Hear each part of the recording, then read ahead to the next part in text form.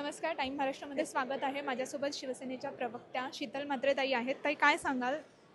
विजय झाला, काय सांगाल? अगदी आम्ही महायुती म्हणून सामोरं गेलो, महायुती म्हणून प्रचंड विजय मिळवलेला आहे आणि महायुती म्हणून आनंद साजरा करतोय। आणि मी खरंच सांगते की लाडक्या बहिणींचे खूप खूप आभार, कारण लाडक्या बहिणी लाडक्या भावांच्या मागे उभं राहिला।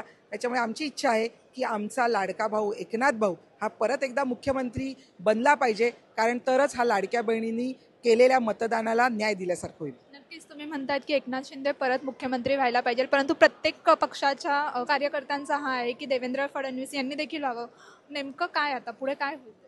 बघा, प्रत्येक पक्षाला वाटणार की आपले मुख्य नेते हे मुख्यमंत्री व्हायला पाहिजेत, आणि आमचं पण म्हणणं आहे की प्रत्येक तिन्ही पक्ष एकत्र मिळून निर्णय घेतील आणि सांगतील की नक्की मुख्यमंत्री कोण होणार। पण एक शिवसैनिक म्हणून आमची अशी इच्छा आहे की 2.5 वर्षात ज्यांनी स्वतःच्या कामातून उत्तर दिलं, 2.5 वर्षात ज्यांनी पक्षाची स्थापना पक्ष मोठा केला, माननीय हिंदू हृदय सम्राट बाळासाहेब ठाकरे यांच्या हिंदुत्वावर चालणारा पक्ष कोण हे ज्यांनी दाखवून दिलं संपूर्ण महाराष्ट्राला, आणि महाराष्ट्राच्या जनतेने ज्यांना एवढा मोठ्या प्रमाणात पाठिंबा दिला, आज अनेक लोकप्रिय योजना या त्यांनी राबवल्या, आणि या लोकप्रिय योजनामुळे ह्या विजय आपल्याला सुकर झालेला हे कोणीही नाकारू शकत नाही। त्याच्यामुळे शिवसेनेतलेच मुख्य आमदार नव्हेत तर भाजपमधल्या सुद्धा अनेक आमदारांची अशी इच्छा आहे की माननीय मुख्यमंत्री एकनाथ शिंदे साहेबच परत मुख्यमंत्री व्हावे। इनफॅक्ट दिल्लीचे सुद्धा शीर्षस्थ जे नेते आहेत त्यांनाही माहिती आहे की काम करणारे मुख्यमंत्री कोण आहेत, कारण 24 तासातनं 18 तास काम करणारे मुख्यमंत्री यापुढे ना कधी आधी कधी झालेत ना कधी होतील।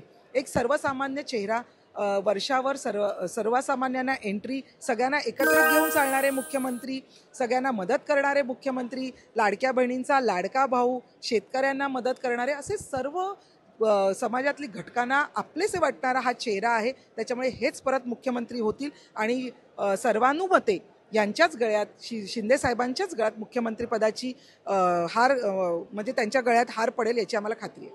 नक्कीच विरोधक आणि संजय राऊत म्हणा किंवा बाकी जे विरोधक आहेत ते असं म्हणतात की काहीतरी आम्ही ओळखत नाहीत, असा एक व्यक्ती होता, पण त्यांच्या डोक्यावर परिणाम झाल्यामुळे त्यांना आता घरात बंद करून ठेवलेलं आहे। त्याच्यामुळे त्यांच्याबद्दल काही बोलू नका।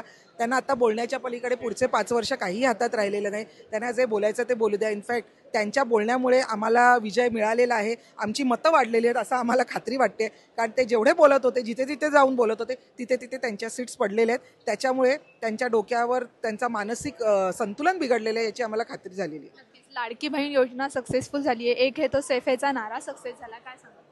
आज खरंच मी लाडक्या बहिणींचे खूप खूप आभार मानते, कारण लाडक्या बहिणीने आज आपल्या लाडक्या भावांच्या मागे उभे राहिले आणि सावत्र भावांना त्यांची जागा दाखवलेली।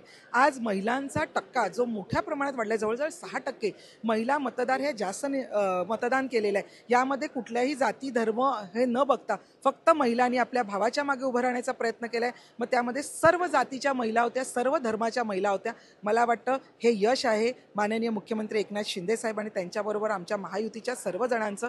परंतु याचे प्रणेते मात्र मुख्यमंत्री शिंदे साहेब होते, आणि परत एकदा लाडक्या भावाला मुख्यमंत्री बघायची या सर्व बहिणींची इच्छा आहे। नक्कीच आपल्यासोबत शीतल म्हात्रे ताई होत्या, आणि त्यांनी देखील आता स्पष्ट केलं आहे की मुख्यमंत्री पदाची माळ ही एकनाथ शिंदे यांच्याच गळ्यात पडणार।